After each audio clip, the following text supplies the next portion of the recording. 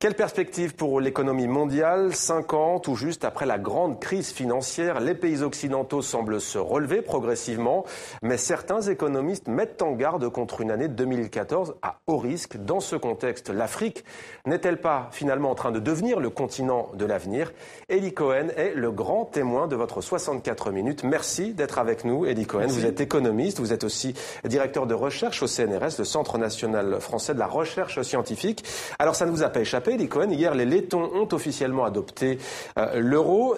La population est plutôt réticente, elle est même inquiète, elle craint une envolée des prix, ce que d'autres pays en Europe ont connu finalement. Est-ce qu'ils n'ont pas raison? C'est un processus très classique. Vous savez, lorsque l'euro a été introduit dans les différents pays européens, les différents consommateurs ont eu le sentiment que les prix montaient. Alors en fait, les enquêtes qui ont été faites montrent qu'il n'y a pas eu d'accélération de la hausse des prix du fait de l'introduction de l'euro. Mais simplement, quand vous changez de référentiel, quand vous perdez vos repères habituels, quand vous passez d'une monnaie à l'autre, vous avez l'impression que les choses bougent plutôt dans le sens de la hausse. Et c'est ce qu'on appelle un phénomène d'inflation perçue. Pas d'inflation réelle, mais d'inflation perçue. Donc je comprends qu'ils aient ce sentiment. En même temps, la bonne nouvelle, ça veut dire que l'euro et l'Europe restent désirables. Alors 2014, année de la reprise, Eli Cohen, ou année, comme le disent certains, comme le prédisent certains, année à risque? Écoutez, il faut être clair. 2013 nous a plutôt réservé de bonnes surprises. Souvenez-vous, au début de l'année, on craignait les effets du shutdown aux États-Unis. La paralysie budgétaire. Cette paralysie de l'administration américaine, la paralysie budgétaire, et on calculait l'impact sur l'économie américaine et sur l'économie mondiale. La bonne surprise, c'est que les États-Unis réaccélèrent et connaissent des taux de croissance formidables.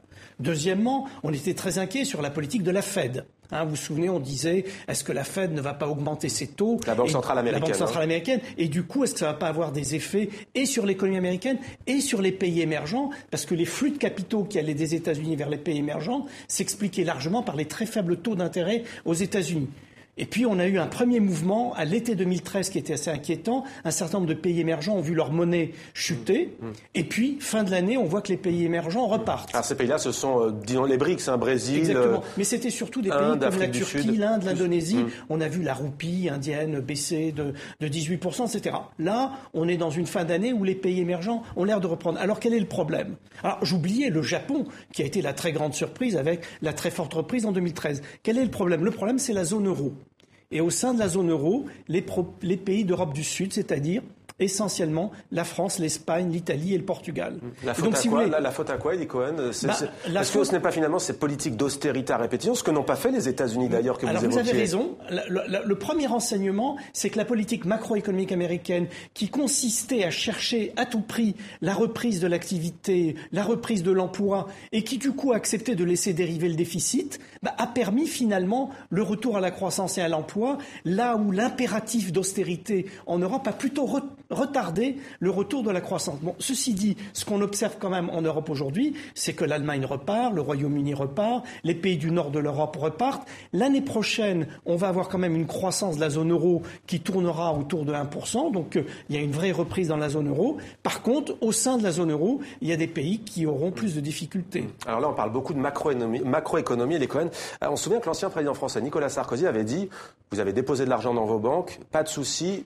Cet argent est garanti à hauteur de 100 000 euros. Est-ce que ça veut dire que les gens aujourd'hui qui ont 50 000 euros, par exemple, ou 80 000 euros, on n'a pas entendu François Hollande à ce sujet, pas à ma connaissance, est-ce que cela veut dire que des gens risquent de perdre leurs petites économies en cas de nouvelle crise? Alors la réponse est non, parce qu'il y a eu quand même cette année encore une autre avancée, c'est l'avancée vers l'union bancaire. Alors il y a de bonnes et de mauvaises nouvelles dans l'union bancaire.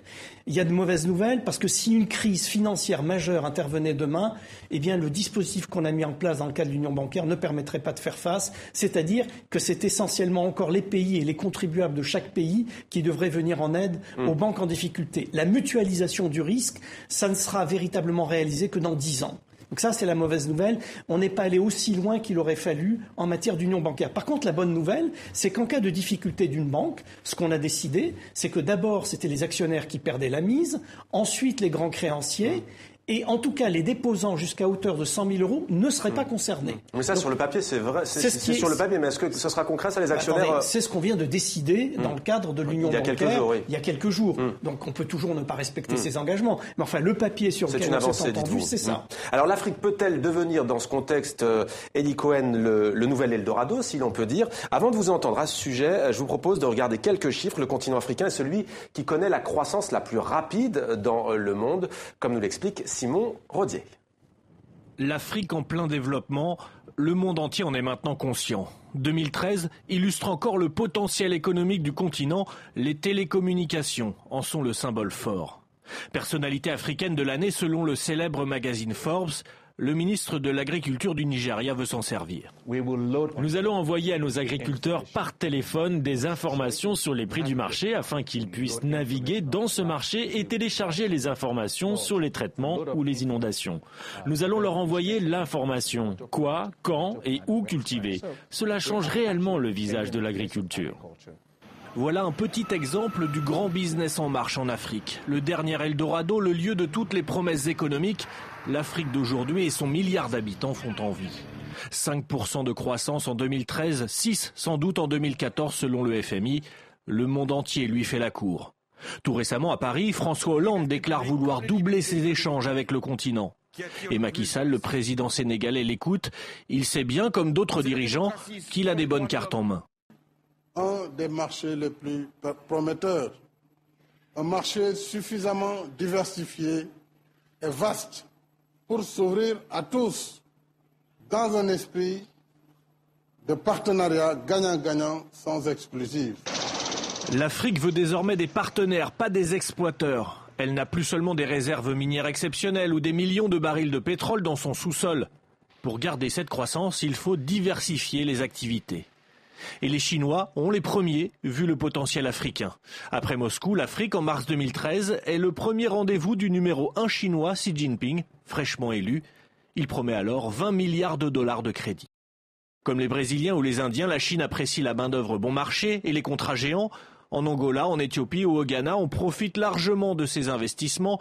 Ce sont là les champions de la croissance avec près de 7% en 2013.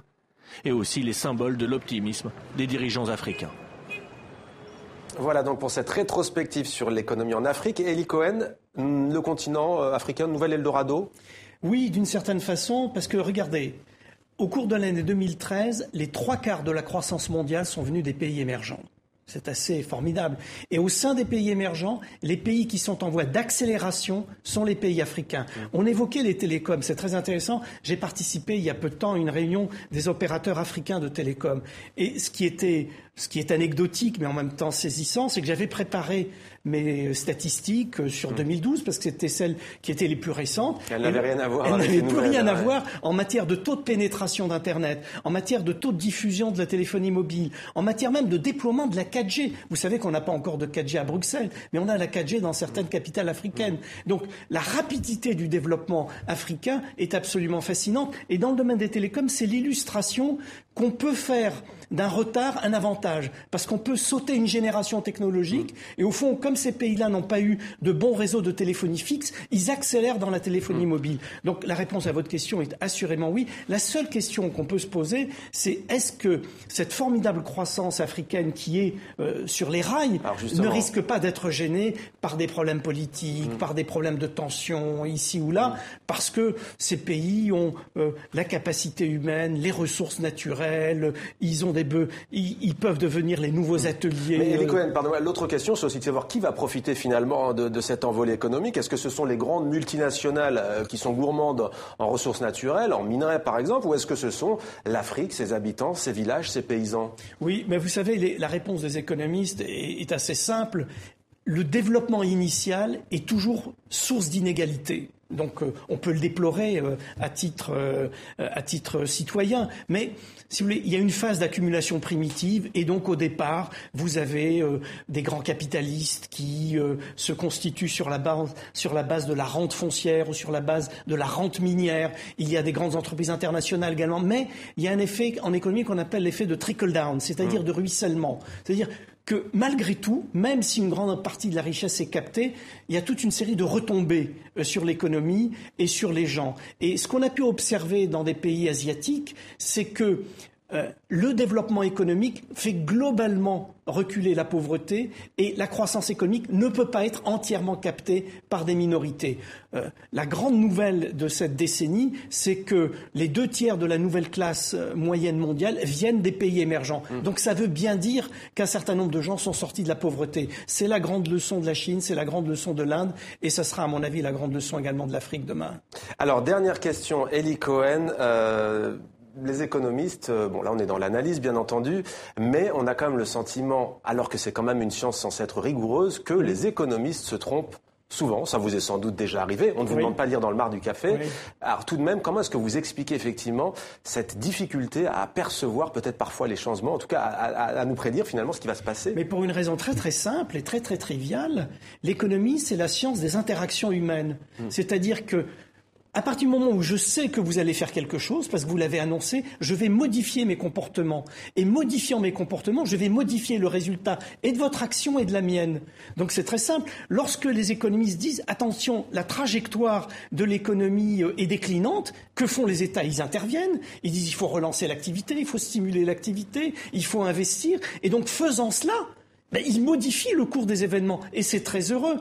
Donc, si vous voulez, l'économie, c'est la science de l'interactivité généralisée et de la réflexivité généralisée. Parce que chacun adapte son comportement sur l'analyse qu'il fait du comportement des autres. Alors malgré tout, on ne se trompe pas aussi souvent que vous le dites, parce qu'il y a quand même des régularités fortes. Et la connaissance que nous avons du passé, la modélisation que nous faisons des économies développées, est-ce qu'il y a des sensibilités politiques, par exemple, et les modèles économiques que nous déployons. Contre les politiques d'austérité drastiques qu'ont connues certains pays comme la Grèce. Même le Fonds monétaire international a reconnu qu'ils se sont trompés, que ça a été un échec. Vous êtes pour ou contre? Non mais attendez, après, sur la base des données disponibles, on peut choisir des options différentes. Je considère que l'Europe s'est infligée à elle-même une espèce de punition en voulant accélérer le rythme de retour à l'équilibre de finances publiques. Et ce faisant, elle a bridé la croissance. Mais bon, là c'est une opinion, mais ça ne veut pas dire que j'ai raison ou que mon voisin a tort. Ça veut dire simplement que sur la base des données économiques disponibles, des stratégies alternatives étaient possibles.